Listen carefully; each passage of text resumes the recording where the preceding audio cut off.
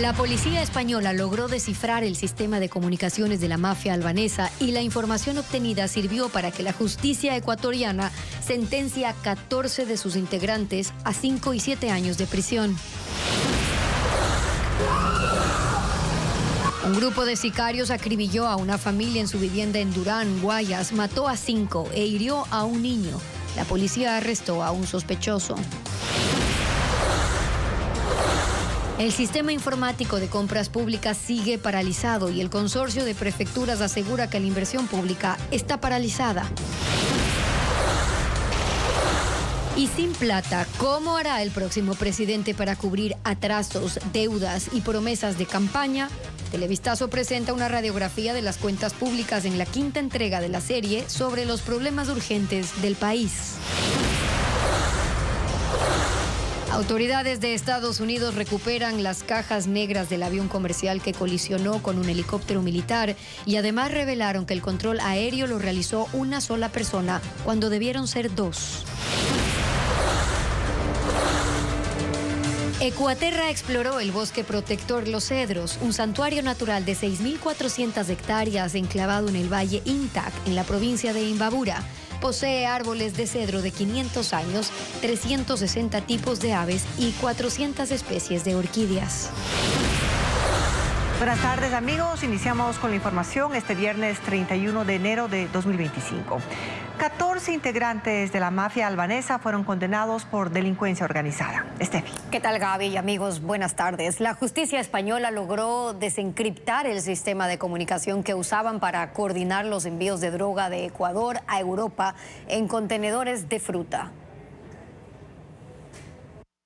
5 cabecillas de la mafia albanesa y 9 colaboradores fueron condenados por un tribunal de la Unidad Anticorrupción y Crimen Organizado. La fiscalía probó que formaban parte del grupo narcocriminal que operó al mando del albanés Dritan Đika, actualmente prófugo y buscado por Interpol. Este caso contó con la colaboración de la justicia española, que en febrero pasado ejecutó un operativo simultáneo con Ecuador. Entonces detuvieron a 30 personas en ambos países, de nacionalidad ecuatoriana, española, china, colombiana y argentina. España logró descifrar un sistema de comunicación encriptada llamado Sky-SC, que usó la organización criminal para coordinar el acopio de droga en 4 provincias de Ecuador, el transporte y la contaminación de contenedores que se exportaban a Europa. Entregó fotos, videos y audios que involucran a los 14 condenados. Todos están presos. Los jueces les impusieron penas de entre 5 y 7 años de prisión por delincuencia organizada y ordenaron el decomiso de sus bienes en Pichincha, Cotopaxi, Guayas, El Oro, Azuay y Los Ríos.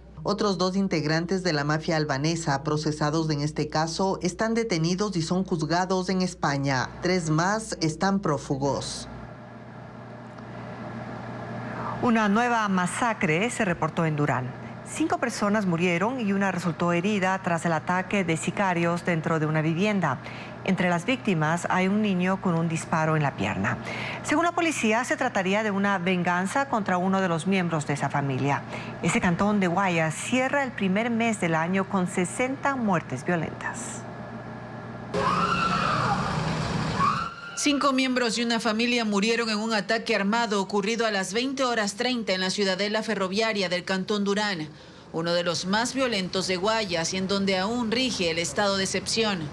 Sicarios con fusiles y pistolas que se movilizaban en un vehículo ingresaron a este inmueble y dispararon contra Gerardo Moreira, de 72 años, Rosa Pavón, de 50, su hijo Josué Moreira, de 20 años, un adolescente de 17, una mujer y un niño de 5 años, quien fue herido en su pierna. Tras una persecución, la policía capturó a un sospechoso que tiene detenciones anteriores por tráfico de drogas. Según las autoridades, investiga si los crímenes fueron cometidos por venganza contra uno de los miembros de la familia que no estaba en el sitio.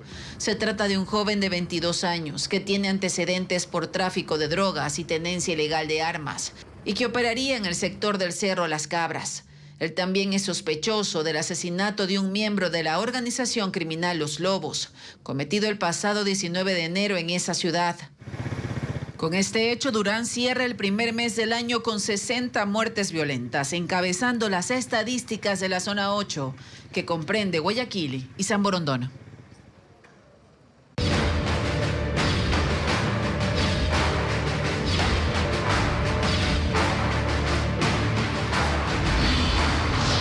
Elecciones 2025. Llega el viernes y los candidatos llenan de ofertas sus cuentas de redes sociales. Aquí un resumen de lo publicado. El tiempo para ofrecer se agota y los candidatos lo saben. La Agencia de Protección Ambiental. Vamos a poder fortalecer las instituciones. 10.000 viviendas populares. Han abarrotado sus redes con propuestas de campaña, pero no solo eso. La elección se acerca y es importante tanto convencer al electorado como caerle bien. Qué grande es el dolor. Hay publicaciones de ellos abrazando gente, pasándola bien en los recorridos. Estas maravillosas hamburguesas. Incluso contando lo que llevan en la maleta antes de salir de casa. Pastillas para el dolor de cabeza. Unas gafas. Mi esposo es el mejor cornflakes ecuatoriano. O bromeando con el parecido que tiene su apellido con alguna marca de cereal. Yo nunca he liberado. Iván Saquicela monta un escenario relajado con celular y café para hablar nuevamente de Rafael Correa. Hoy tuitea desde un ático. Estamos en la 1. Mientras que Jimmy Jairala abraza la popularidad de su hijo en redes sociales. Con Diego es la cosa. Los hermanos se fueron del país. Un recurso utilizado una y otra vez es el de conversar con alguien, escuchar sus problemas y subirlos a las redes sociales, obviamente prometiendo solución. Hasta $25,000 para que pongan un emprendimiento y puedan salir adelante. 12 kilómetros. Y el futuro de la Liga Azul está a horas de definirse. Hoy a las 7 de la noche, 5 jueces del Tribunal Contencioso Electoral sesionarán de manera virtual para decidir si ratifican la destitución de los vocales del Consejo de Participación afines al correísmo, Augusto Verduga, Yadira Saltos, Eduardo Francolor y la suplente Vielka Párraga. Televistazo conoció que el juez Guillermo Ortega remitió su proyecto de sentencia sobre el que votarán él, los jueces Ivonne Coloma, Joaquín Viteri y Richard González y la conjueza Ana Abril. Autoridades de Estados Unidos recuperan las cajas negras del avión comercial que colisionó con un helicóptero militar cerca de Washington, D.C. y además revelaron que el control de tráfico aéreo de las aeronaves lo realizaba una sola persona cuando debió haber 2 funcionarios trabajando en ese momento. La investigación del fatal accidente aéreo en Estados Unidos está en marcha. El personal de la Junta Nacional de Seguridad en el Transporte recuperó las grabadoras de voz de la cabina del avión y el equipo que almacena datos del vuelo. Sin embargo, todavía no han encontrado la grabadora del helicóptero, según un informe preliminar de la Administración de Aviación, al cual tuvieron acceso medios estadounidenses. En el momento del choque había un solo controlador aéreo, tanto para vuelos de aviones como para las aeronaves en tierra, cuando debieron ser 2, sobre todo a las 9 de la noche, un horario con alto volumen de tráfico. También están examinando los restos del fuselaje para determinar cuál fue el ángulo del impacto y la trayectoria de ambas aeronaves. Los videos revisados muestran que el helicóptero se desvió de su ruta. Tenía aprobado un plan de vuelo de entrenamiento en la ribera este del río Potomac, pero inexplicablemente empezó a volar muy alto y chocó contra el avión que se acercaba a la pista. Esto abre más preguntas en el caso, pues tanto el piloto como el copiloto del helicóptero eran tripulantes con mucha experiencia. Las autoridades descartaron que haya sobrevivientes y continúan buscando cuerpos en el río Potomac, donde cayeron las aeronaves.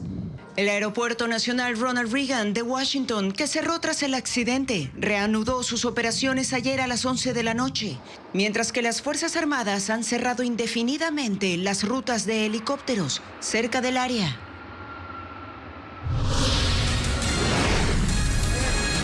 En breve, los cangrejales de distintos sectores de Guayaquil lucen llenos a un día del inicio de la veda.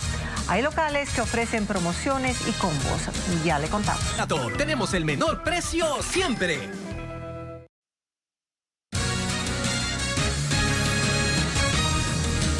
Y persisten los problemas de operatividad del sistema de contratación pública del país. El CERCOP solicitó a contratantes y proveedores actualizar sus credenciales para el uso del sistema informático, pero la intermitencia impide que se restablezcan los procesos paralizados desde el 23 de enero.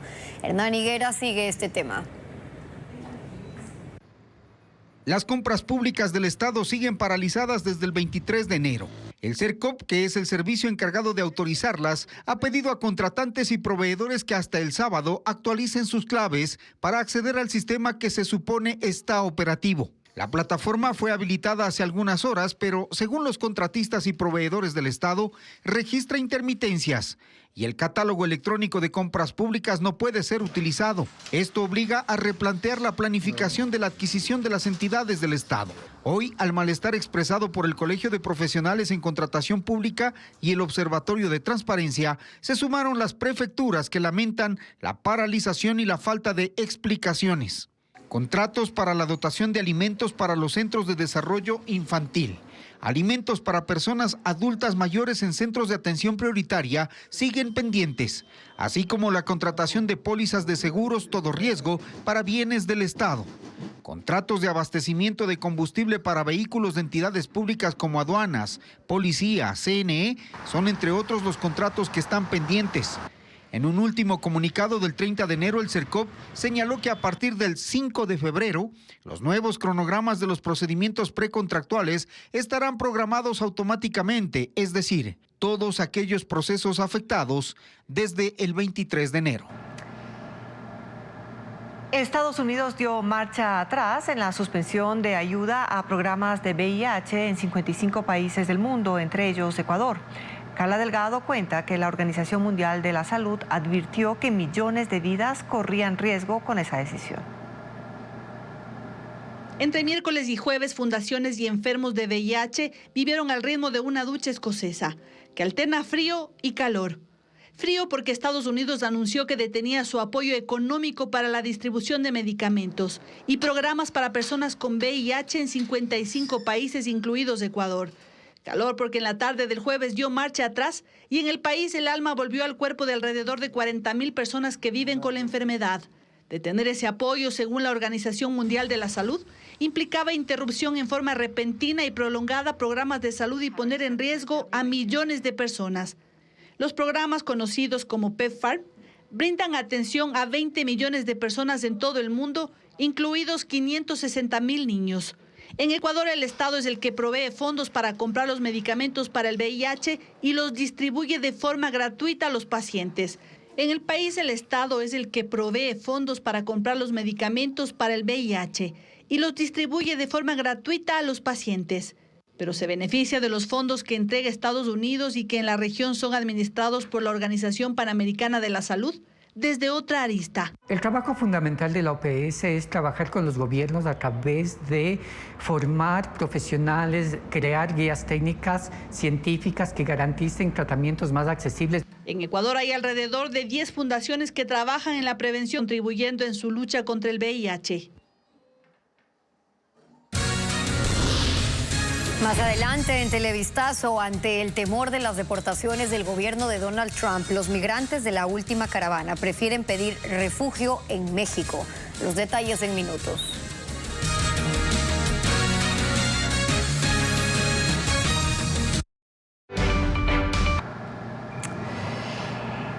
El Ejecutivo encargó por cuarta ocasión la Presidencia de la República para sumarse a la campaña electoral.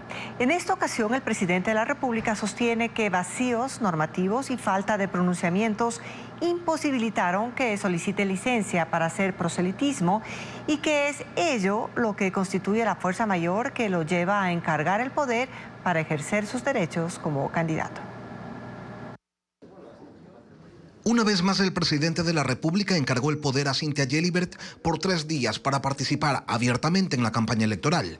En la parte resolutiva, el decreto es similar a las 3 ocasiones anteriores en que ha encargado la presidencia por la causal de fuerza mayor. Pero las argumentaciones que intentan justificarla han variado. En el decreto 519 se dice que, aunque la campaña empezó el 5 de enero, el 22 de ese mes, un legislador solicitó a la Asamblea que le digan cuál es el periodo máximo por el que podrían otorgar licencia a la presidencia, el procedimiento que debería seguir el Ejecutivo y el que debería seguir la Asamblea para el trámite, cuánto durarían, los criterios que los 137 asambleístas utilizarían para votar a favor o en contra del otorgamiento de esa licencia, y que no ha habido respuesta. Recuerda también el decreto que la Procuraduría dijo que no era competente para pronunciarse sobre la aplicabilidad del artículo 93 de la Ley de Elecciones, que dispone la licencia obligatoria para dignidades que opten por el mismo cargo. En esa ocasión, alegando falta de respuestas y aludiendo a un vacío normativo, a la inexistencia de procedimientos y parámetros, se construyó la justificación para que el presidente de la República no haya solicitado licencia para la campaña electoral. Hay, sin embargo, disposiciones legales que el decreto no interpreta. Por ejemplo, que hacer proselitismo político siendo funcionario público es una infracción electoral. En ese juego de interpretaciones, en unos casos, y sujeción a la ley en otros, se estructura la situación imprevisible e irresistible que, a decir del gobierno, configura la fuerza mayor que lo lleva a encargar el poder. Esta dinámica de a ratos ajustar la norma y a ratos ceñirse a ella crea un panorama jurídico enrevesado. La Corte Constitucional ha expresado ya que lo taxativo no admite lecturas aleatorias. Pero sobre el decreto 500, la Corte Constitucional pasó la pelota al Tribunal de Pichincha, que la noche del miércoles se la devolvió. Por eso se espera la conclusión del análisis de esa misma Corte sobre las actuaciones del Ejecutivo, cuando a la campaña electoral solo le quedan 6 días.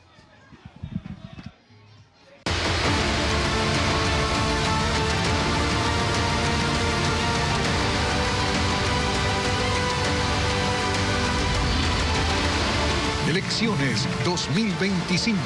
Los problemas urgentes del país que esperan al siguiente gobierno. El presupuesto general del Estado representa un problema para el gobierno de turno y además de cubrir una serie de atrasos y deudas que se arrastran desde administraciones anteriores, el próximo presidente tendrá que sumar el costo de sus promesas de campaña. Lenin Artieda presenta una radiografía a las cuentas públicas en rojo que esperan al nuevo mandatario.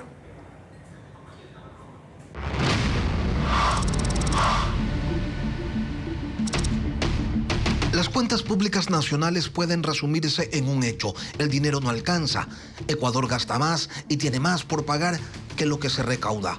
Desde el 2000, con la dolarización, el Ecuador renunció a la máquina de hacer billetes, no tiene devaluaciones, ha contenido la inflación, pero los gobiernos ni se han impuesto disciplina fiscal ni han controlado los gastos. Año tras año, los presupuestos nacionales están acompañados de déficits y para administrar el Estado y hasta para pagar salarios, ha recurrido al endeudamiento interno y externo. El principal problema que tiene el Ecuador o que tendrá el próximo gobierno es decirle la verdad al país, que no va a haber más dinero para educación, para salud, para nada. Ecuador no cuenta con un plan que determine la ruta de desarrollo y los sectores a los que apuesta en prioridad en el mediano y largo plazo. El desarrollo ha estado más centrado en el Estado que en la dinámica del sector privado. Y este modelo hace agua cuando los commodities no tienen precios extraordinarios. Otra causa estructural es el populismo, que no se corrige por la falta de gestión política ante la conflictividad social que genera. En los hechos, Ecuador tiene un Estado administrativamente ineficiente, capaz de consumir en salarios el total de la recaudación del IVA, es decir, 10.000 millones de dólares al año. El país tampoco convoca la inversión extranjera y la llegada de socios tecnológicos que faciliten la necesaria inserción mundial sigue siendo un anhelo.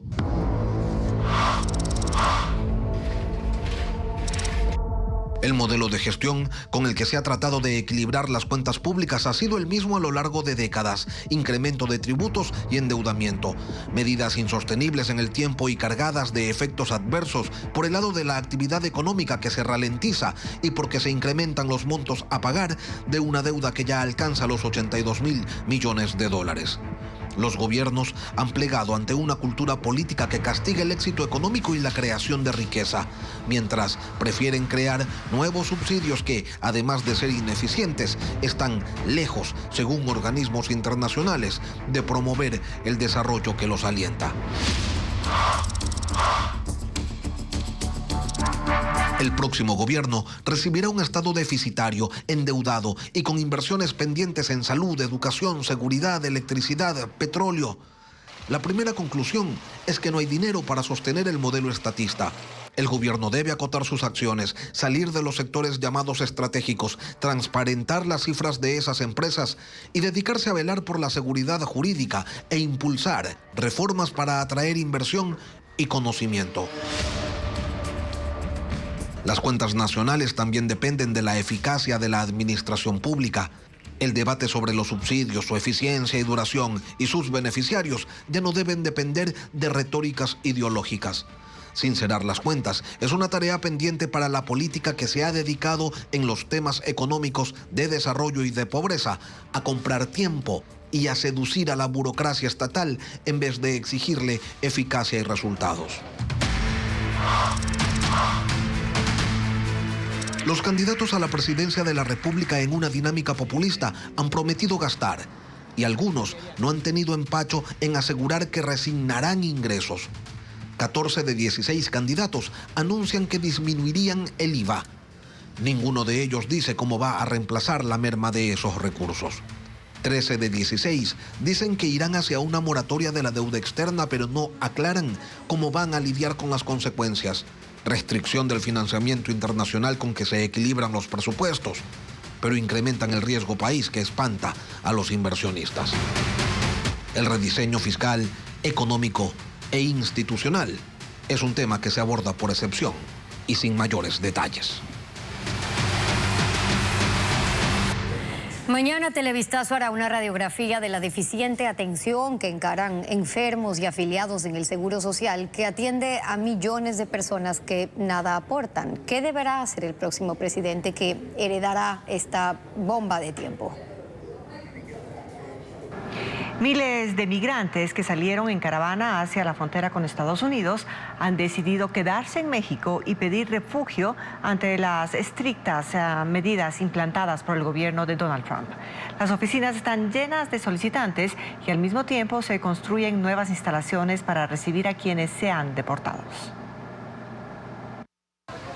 La última caravana de migrantes partió desde el estado de Chiapas, en el sur de México, el 20 de enero, el mismo día en que Donald Trump asumió la presidencia de los Estados Unidos. El trayecto hacia el centro del país les toma unos 10 o 12 días, por lo que apenas están llegando al Distrito Federal, y ya las oficinas de la Comisión Mexicana de Ayuda a Refugiados están llenas. Estados Unidos no es una opción para ellos y apuntan a establecerse en alguna ciudad mexicana. Llegar a Monterrey. El propósito ahorita es llegar a Ciudad de México. La idea es llegar a Sonora, ya en Sonora pues quedarme a trabajar. En su mayoría llegaron de Centro y Sudamérica y no tienen interés de volverse a sus países. Autoridades mexicanas han desalojado los campamentos que los migrantes instalaron en Tapachula, en el sur. Ahí estuvieron personas de Rusia, Honduras, Venezuela, El Salvador y otros países. Ahora han sido llevados a albergues. En el norte, en cambio, en Ciudad Juárez, sigue la construcción de carpas para la recepción de deportados. Están las camas y otros espacios. Faltan las instalaciones sanitarias y eléctricas y entrarán en operación la próxima semana. Por ahora los deportados van a otros refugios y siguen llegando por vía aérea y desde los cruces fronterizos. México ha recibido hasta hoy 6.244 migrantes deportados desde el inicio de la nueva era Trump. Donald Trump confirmó que los aranceles del 25% sobre los productos importados de Canadá y México entrarán en vigor el sábado, pero no ha decidido si eso incluirá los productos petroleros. El presidente alega que Estados Unidos tiene un déficit comercial muy elevado con ambos países. La mandataria de México, Claudia Sheinbaum, ha dicho que su gobierno tiene una mesa de diálogo con Estados Unidos ante la amenaza, mientras que Canadá evalúa imponer aranceles en represalia. Un oso que escapó de las llamas del incendio Eaton en California encontró un espacio seguro en el sótano de una casa que había sido evacuada por sus dueños.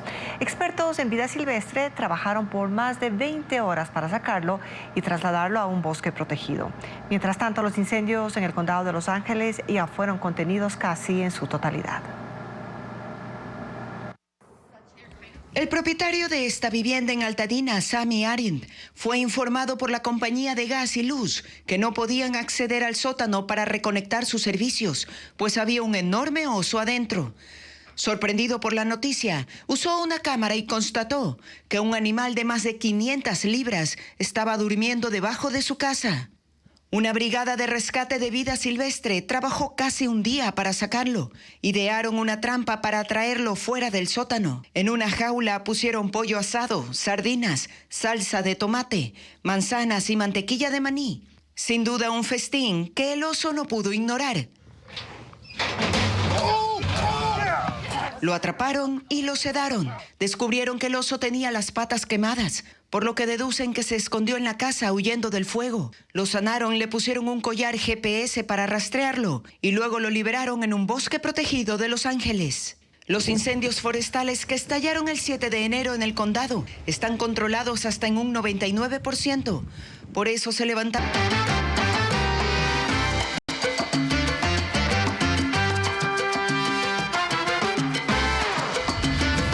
Veda, 30 días sin ellos.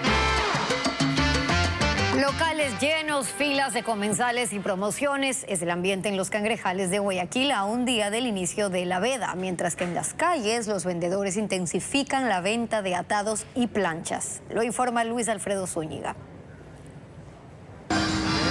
La venta de cangrejos se aceleró en Guayaquil. A horas del inicio de la veda, la demanda en los cangrejales es intensa. Largas filas y mesas llenas desde la tarde hasta la noche. Es el panorama. Cuando se acerca la veda tenemos un 70 o 90% de influencia de personas aquí. Como ustedes pueden notar, tenemos casa llena en todos los restaurantes. Son cientos de locales en Guayaquil que tienen este ambiente. Así se vio en Los Ríos y Pedro Pablo Gómez en el centro y en el sector de Sauces en el norte. Gino Álava y su familia son guayaquileños, pero radican en España. Están de visita y comer cangrejos era una parada obligatoria en este retorno al país. Muy rico, antes de que sea la veda hemos venido a probar los cangrejitos, así que nada, muy contentos y disfrutando en familia. Hay locales que solo para este viernes han adquirido hasta 1000 cangrejos y han incentivado a los comensales con combos y la conocida yapa.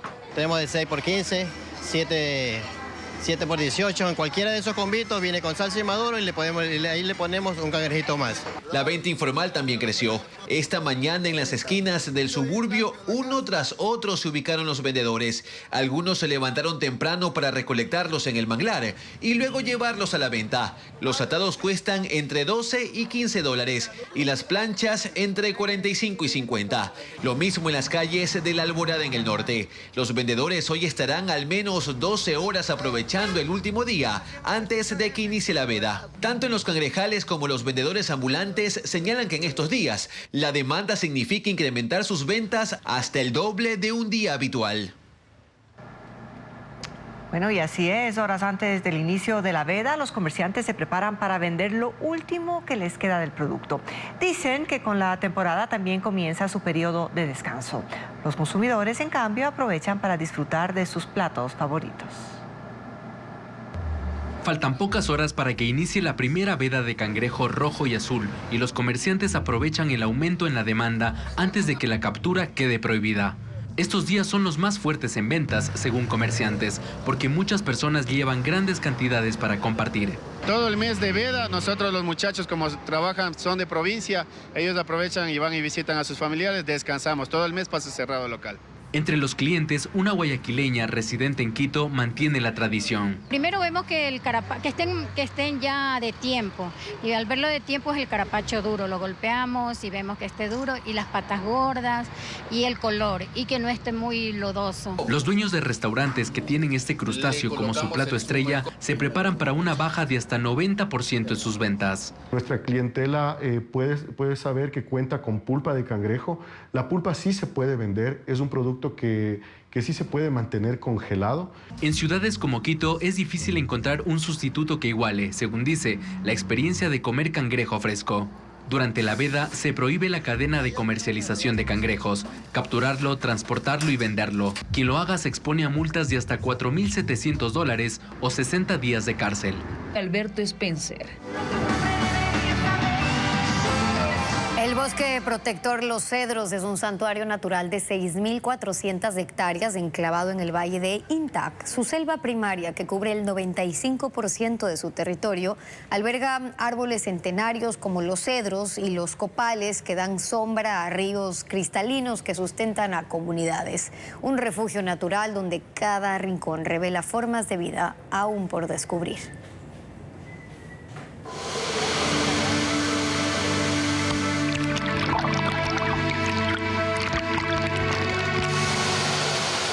El rugido de la cascada La Plata es un espectáculo reservado.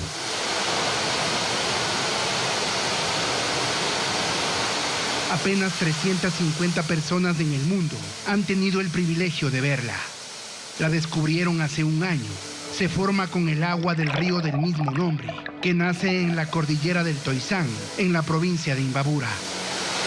Esta caída de 15 metros desemboca en una piscina natural, cristalina y fría, en el norte del bosque protector Los Cedros.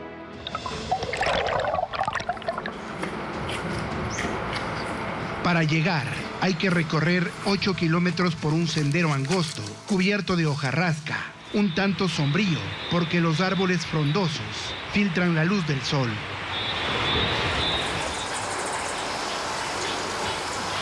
Este bosque de 6.400 hectáreas en el valle de Intac está a 4 horas de Cotacachi. Lleva su nombre por los 3 millones de cedros que lo habitan. Muchos superan los 500 años. A su lado conviven al menos 70 especies de árboles, como las palmeras gigantes, que al nacer son de color rosa, y los copales, de hasta 1 metro de diámetro y 40 de altura. El 95% de esta selva intacta es primaria. Entre las verdes copas se desplazan unas 12 colonias de monos araña y aulladores. Nunca se quedan en un solo lugar. Usan las ramas para esquivar a depredadores como el puma y el oso andino. Entre los primates también están los monos capuchino cabeza blanca, una especie en peligro de extinción que rara vez se deja ver.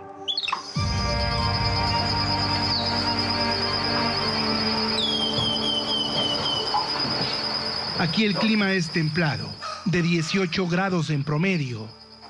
Desde lo alto, las hojas de los guarumos destacan con tonos grises. Se les conoce como las canas del bosque.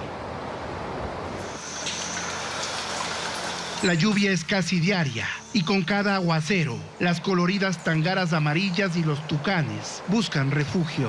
Mientras los trepatroncos, estas aves que suben y bajan de los troncos en cuestión de segundos, buscan insectos. Los pájaros carpinteros también recorren los árboles, golpeando la corteza en busca de semillas. Aquí conviven 360 tipos de aves. Por esto es considerado por la Fundación Internacional iBird como uno de los ecosistemas más megadiversos del planeta. Es muy poco el turismo convencional acá, se realiza turismo de investigación, se tiene aproximadamente 130 investigaciones realizadas aquí en el bosque, de las cuales hay muchas publicaciones, entre estas hay investigaciones de insectos, de hongos, de murciélagos.